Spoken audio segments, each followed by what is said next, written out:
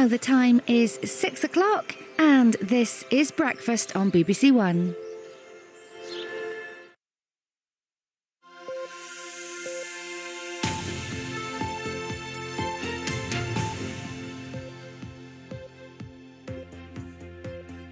Good morning, welcome to Breakfast with Sally Nugent and John Kay. Our headlines for you today.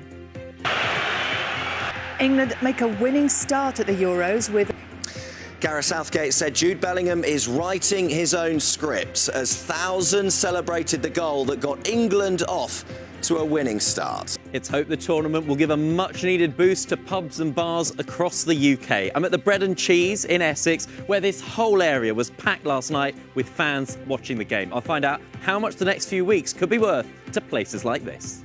E. coli bacteria. Morning all, it is Monday the 17th of June and England fans are celebrating a successful start to their team's Euro 2024 campaign after a 1-0 win over Serbia. Tens of thousands of supporters descended on the German city of Gelsenkirchen to watch the Three Lions opening match. And our John Watson is still there for us this morning. Morning, John. Good morning, both. Yes, welcome to Gelsenkirchen, where, of course, England made that winning start last night against Serbia. Gareth Southgate, the England manager, says Jude Bellingham is writing his own scripts after his goal gave England that 1-0 victory. Such was his presence and his performance. He was instrumental in that victory with his goal coming early on in that match. Although, it has to be said, it did get nervy, it did get anxious for England in the latter stages of that match. But Gareth Southgate will be keen to impress on his side. It's not how you start a tournament, but it's how you finish it. And more importantly, for England, with Slovenia and Denmark drawing in the other group game yesterday, it puts England firmly in control of their group at the moment. As Dan Rowan now reports.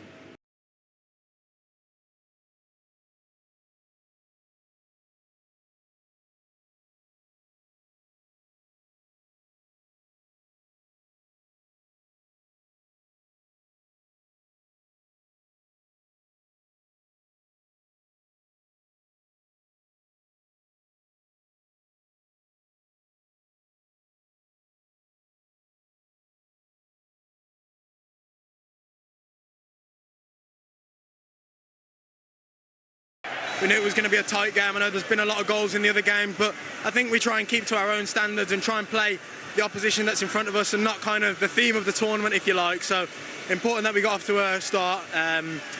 So positive inside the camp, but on to the next one. Gelsenkirchen.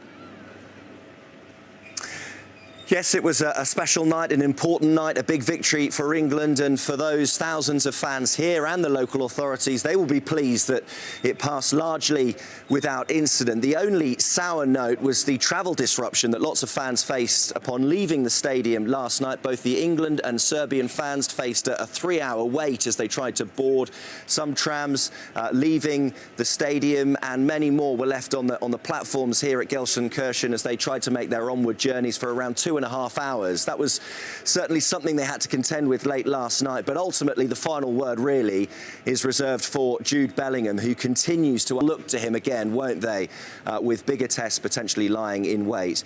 But it is good news for England. They're up and running with a victory, and as I say, with Slovenia and Denmark drawing the other game, it does mean England are now in control of their group with one game played. Back to you guys. A win's a win, John. A win's a win. Thank you very much indeed. And of course, Scotland playing again on Wednesday. It's 5 minutes past 6. Good morning. Breakfast today with Sally Nugent and John Kay. Thanks for joining us. Now, were you out a little bit later than planned last night, maybe celebrating England's opening win? Yes. Were you? Yes, I was. Oh, you didn't tell me that. I stayed till the end. Yeah, I did. Pubs and bars, Naughty. hoping both England and Scotland have a successful tournament to bring them a welcome boost. It's showing, isn't it? Ben's at a pub this morning. You think I stayed out late? Ben's still out. Morning. It's a bit early for that, Ben. I know, it is a little early, isn't it? To be honest, I'm not sure anyone's going to want that given the quality of the pint that I've just pulled. But it is hope that the tournament will help places like this. We're at the Bread and Cheese pub in Benfleet in South Essex. And have a look at this whole area that they've set up. It holds 300 people and they've set it all up especially for the Euros. The other thing when you've got an outdoor area like this is you hope for good weather for people to come and enjoy the games. I must quickly ask you, when we last spoke at the coronation, you'd renamed the pub the Charles and Camilla. If England get through to the final, dare we whisper it, if they win, might you renaming it the Bellingham and Cheese, perhaps? If we get to the final, I'll name it whatever you like. OK, well, there's a promise, Steve, thank you very much. And, you know, the scene is set ready for the next game. We just need England to deliver, don't we, Sally and John? Well, you've got your place, Ben, for the next game. Guard it with your life. We'll see you later. Thank you. Morning after the night before. And John, what's the mood there this morning? Because I know it was a 1-0 win for England. Jude Bellingham, amazing. But it got tense, didn't it? It did.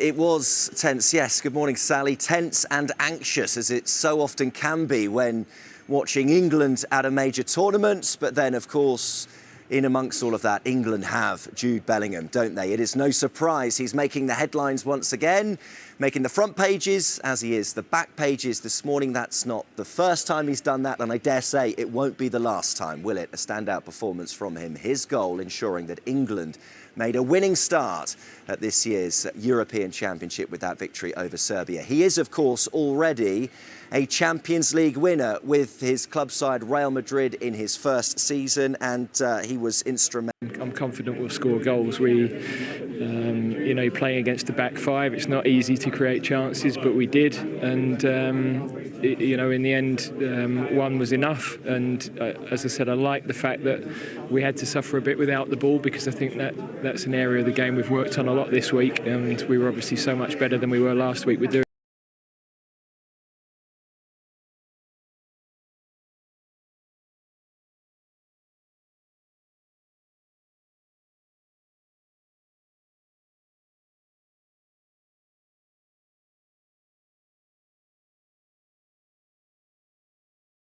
It was an agonising night for golfer Rory McIlroy, who said that he still felt like retirement would come this summer. Who then will fill the void that Andy will leave? Qualify automatically, but she was offered one of the places reserved for former Grand Slam champions. There will be other opportunities, though, potentially to play at the Olympics for her again in the future. And British cyclist Adam Yates winning starts in 12 days' time.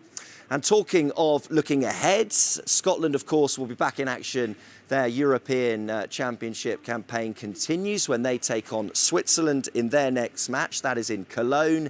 And then England will be back in action as well on Thursday when they take on Denmark in Frankfurt. We will be there for both of those games. In the meantime, of course, I imagine Gareth Southgate will be wrapping Jude Bellingham up in cotton wool, won't he? As we speak. John, thank you.